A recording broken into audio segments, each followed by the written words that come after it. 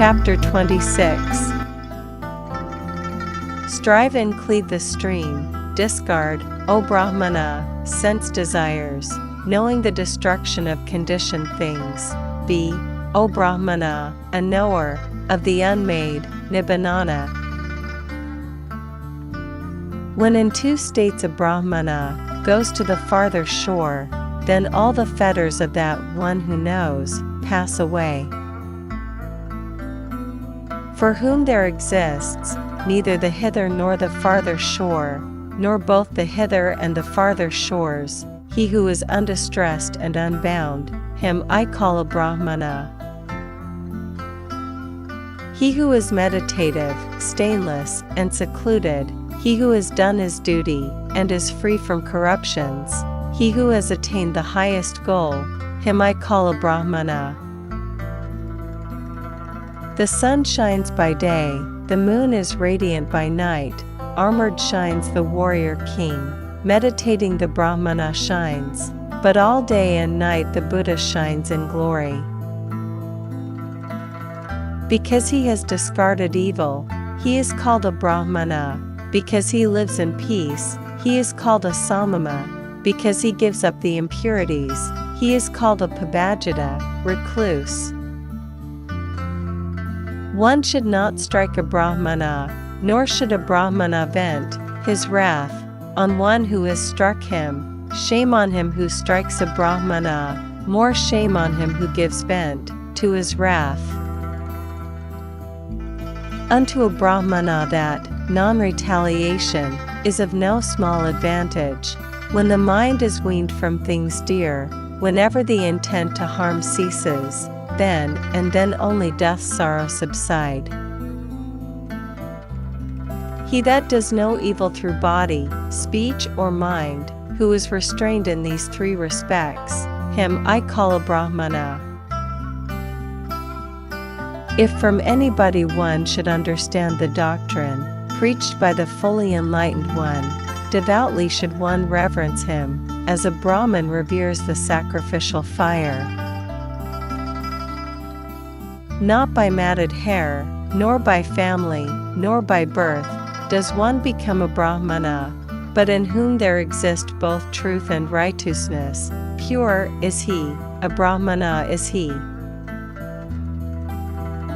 What is the use of your matted hair, O witless man? What is the use of your antelope skin garment? Within, you are full of passions, without, you embellish yourself. The person who wears dust-heap robes, who is lean, whose veins stand out, who meditates alone in the forest, him I call a Brahmana. I do not call him a Brahmana, merely because he is born of a Brahmin womb, or sprung from a Brahmin mother. He is merely a Dhiradreeser, if he be with impediments. He who is free from impediments, free from clinging, him I call a Brahmana. He who has cut off all fetters, who trembles not, who has gone beyond ties, who is unbound, him I call a Brahmana. He who has cut the strap, hatred, the thong, craving, and the rope, heresies, together with the appendages, latent tendencies, who has thrown up the crossbar, ignorance, who is enlightened, Buddha, him I call a Brahmana. He who, without anger, endures reproach, flogging and punishments, whose power and a potent army is patience, him I call a Brahmana. He who is not wrathful, but is dutiful, virtuous, free from craving, self-controlled, and bears his final body, him I call a Brahmana. Like water on a lotus leaf, like a mustard seed on the point of a needle, he who clings not to sensual pleasures, him I call a Brahmana. He who realizes here in this world the destruction of his sorrow, who has laid the burden aside and is emancipated, him I call a Brahmana. He whose knowledge is deep, who is wise, who is skilled in the right and wrong way, who has reached the highest goal, him I call a Brahmana. He who is not intimate either with householders, or with the homeless ones, who wanders without an abode, who is without desires, him I call a Brahmana. He who has laid aside the cudgel, in his dealings with beings, whether feeble or strong, who neither harms nor kills, him I call a Brahmana. He who is friendly amongst the hostile, who is peaceful amongst the violent, who is unattached amongst the attached, him I call a Brahmana. In whom lust, hatred, pride, detraction are fallen off, like a mustard seed from the point of a needle, him I call a Brahmana. He who utters gentle, instructive, true words, who by his speech gives offense to none, him I call a Brahmana. He who in this world takes nothing that is not given, be it long or short, small or great, fair or foul, him I call a Brahmana. He who has no longings, pertaining to this world or to the next, who is desireless and emancipated, him I call a Brahmana. He who has no longings, who, through knowledge, is free from doubts, who has gained a firm footing in the deathless, Nibbana, him I call a Brahmana. Herein he who is transcended, both good and bad and the ties as well, who is sorrowless, stainless, and pure, him I call a Brahmana. He who is spotless as the moon, who is pure, serene, and unperturbed, who has destroyed craving for becoming, him I call a Brahmana.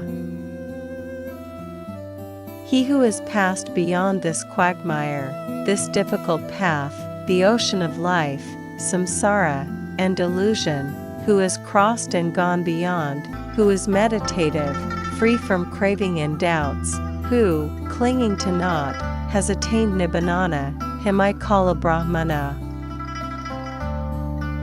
He who in this world giving up sense desires, would renounce worldly life and become a homeless one, he who has destroyed sense desires and becoming, him I call a Brahmana.